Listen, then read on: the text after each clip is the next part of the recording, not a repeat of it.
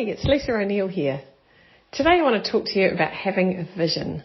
So I reckon having a vision of who or what you want to be is one of the most powerful things that you can create. One of my favourite books I've ever read is It's Not How Good You Are, It's How Good You Want to Be by advertising expert Paul Arden. And one of my favourite quotes from that book is, your vision of where or who you want to be is the greatest asset you have. I love that. So I love the idea of visions. I'm completely allergic to limitations. I think it's really boring to limit yourself, and I think it's an absolute crime to limit other people. I don't think any of us have any idea of what we're actually capable of, and we have no idea of what is actually possible for us.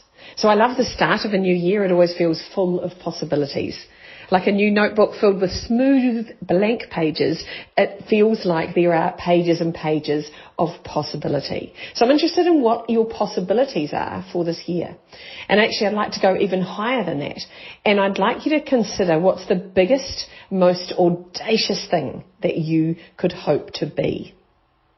What would you be an expert in? If you could be an expert in anything, what would it be? How much would you earn? If you could earn any amount of money in this next financial year, how much would you like to earn? And who would you want to know about you? Who would you want to know about you? So Mark Manson's one of my favourite authors. In 2007, he started blogging, and he first started posting about dating advice for a few years, and he was earning a modest income writing and coaching about that. In 2010, he transitioned into the self-help space. In 2016, he released the very famous New York best-selling book, The Subtle Art of Not Giving a Fuck, which has sold over 9 million copies. It's unbelievable. In 2018, Mark was contacted by Will Smith to help him co-write his autobiography, Will. So the Will came out in November of last year, and it's an extraordinary book. So Mark has now written 3 best-selling books and has been employed by arguably one of the greatest film actors of our time. And he's only 35 years old.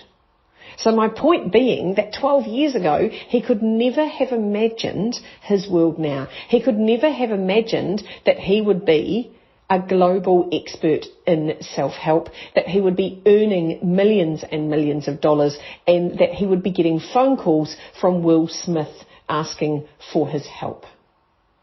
So it was Albert Einstein that said that imagination is more important than knowledge. And for knowledge is limited to all we know and understand, while imagination embraces the entire world and all there will ever be to know and understand. I don't think any of us spend enough time imagining. I'd like you to take a minute right now. Stop this recording and imagine. Imagine your phone rings. Who is it? Who could be on that phone that would blow your mind? What would they want? What are they calling you about? Imagine that possibility.